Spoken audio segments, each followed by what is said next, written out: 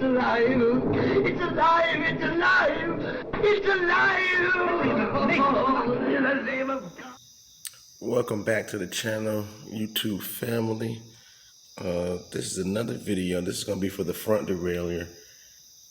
I got a comment from IronLosDog asking for some more help. He's had some issues with the front derailleur. So I'm going to do a video for him, help him out hopefully. I don't usually, IronLosDog, I don't usually adjust the front derailleur because I don't use the front derailleurs. I usually go to a one-by system with the bikes, but we're going to walk you through and talk over making the adjustments. All right, so I won't tear it up or anything like that, but I'm going to show you what you need to be focused on.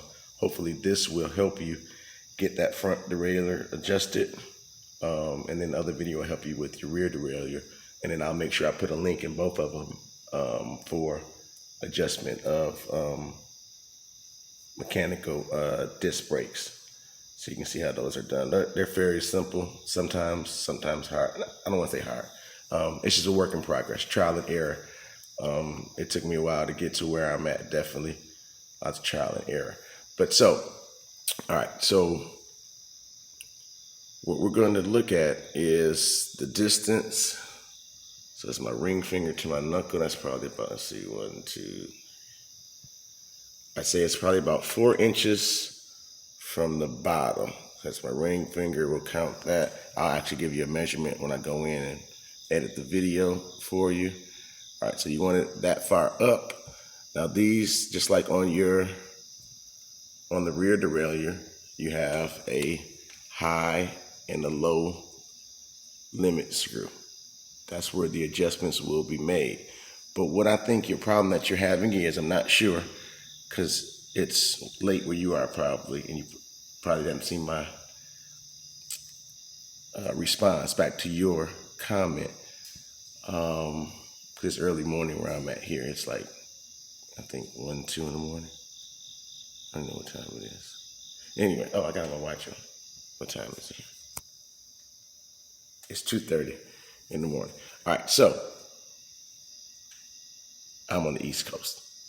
So what we're going to be doing is looking at what I think that you may have done with the adjustment. Usually you don't have to adjust these out the box. That's one thing that's usually pretty A-okay is the front derailleur.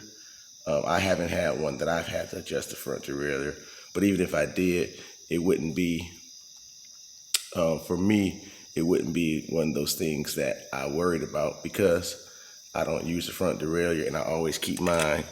If I do have a derailleur on it, front derailleur, I always keep mine on the bottom anyway, so I don't do too much gear switching. But for you, you might be doing a different style of riding. You might need those, other 3 chain rings. So we're gonna help out here. All right, so remember, high and low limit screws, you're about 4 inches down from your bottom bracket to where it's placed. What you're gonna wanna do, first of all, is first thing that you wanna do, and I think the reason why it may be stuck is when you did the adjustments. I'm not sure because you haven't responded yet, but I think when you did the adjustments that you might have been in 3. So let me see, in your higher or your bigger cog.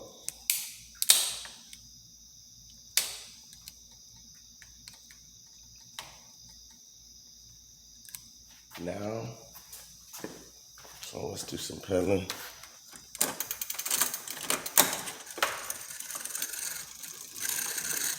All right.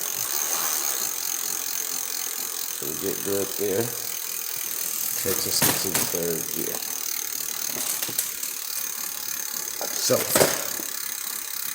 this is just my assumption, and I'm trying to help you kind of blindly. I don't like to assume things, but I'm trying to help you blindly. Hopefully this will help. Let's slow that down. All right, so what I think that you've done is by moving your derailleur up and down, you're already in the 3rd gear, which is the largest cog in the front, and you tightened this So once you tighten it, it thinks that it's on the smallest, per se. That's how we'll look at it. So it thinks it's on the smallest gear or smallest cog on this. So what you're going to need to do is take the tension out of it completely, let it set itself so it goes back down to the first cog. Once it goes over and is set to the first cog or your first crank set on your front, for your front derailleur on your front crank set, then what you want to do is you're going to want to then get your tension set on there. So remember, you're going to take this loose. And take this loose here. All right, loosen that up.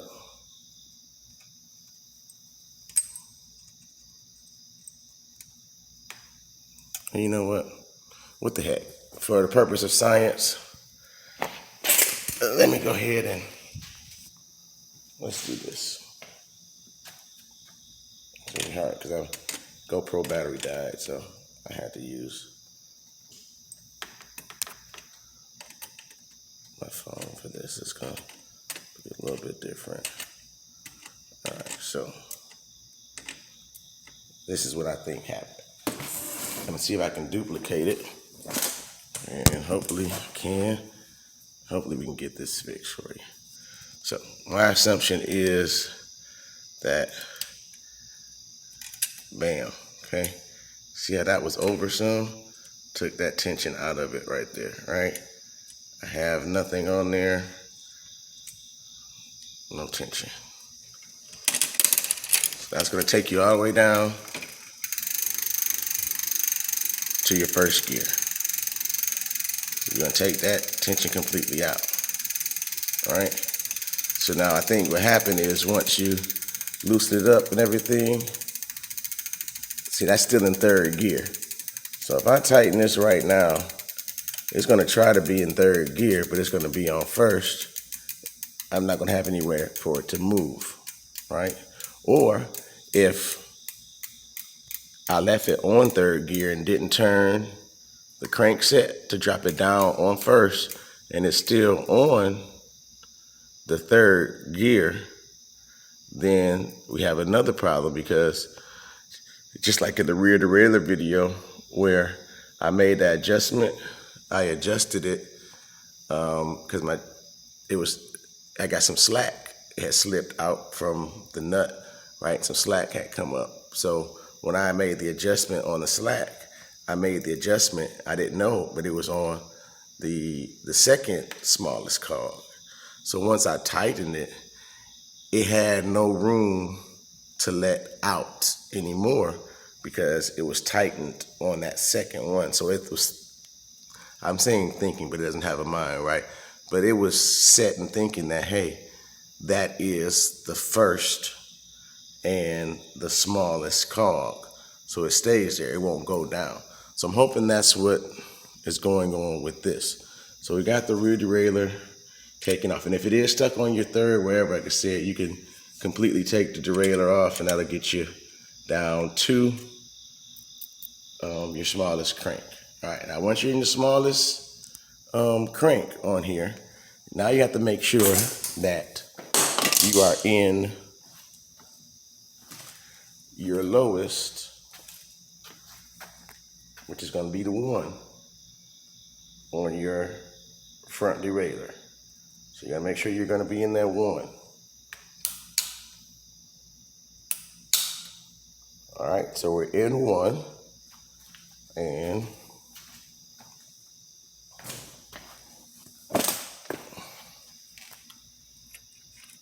now let's attempt to get this taut.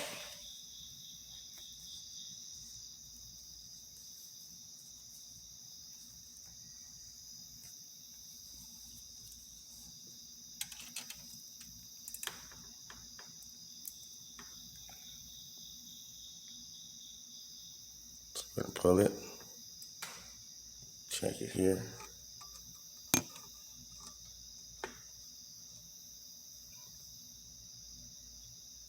It's taut, yes, taut, yes. All right, so now I'm gonna actually have to put you down for a minute. One moment here. And remember, when you're making this tight, don't tight. I'm gonna try to do it right here. Don't tighten it so much that you pull this up right here, right? Because that's your derailleur movement, right? You don't want to have it moving. You don't want to be on that third. You want to pull it so it's tight, but not so it's moving. When you feel it move, you know it's tight. You go back. Oh, sorry, the camera lost it. When you feel it moving, you know it's tight, right? So go back down to where it's in the neutral position. It's not moving, but the cable is still taut, and then you're gonna tighten.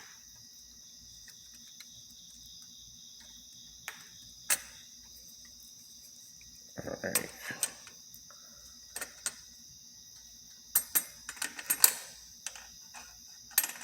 For the most part,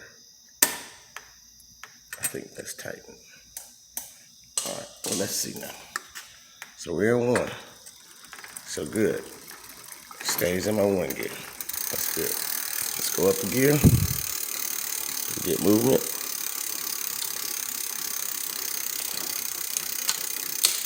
There we do. So that goes to my second gear. See if it goes up to my second gear. It does. Smoothly shift to my second gear. All right, let's see if I can get up to my third gear.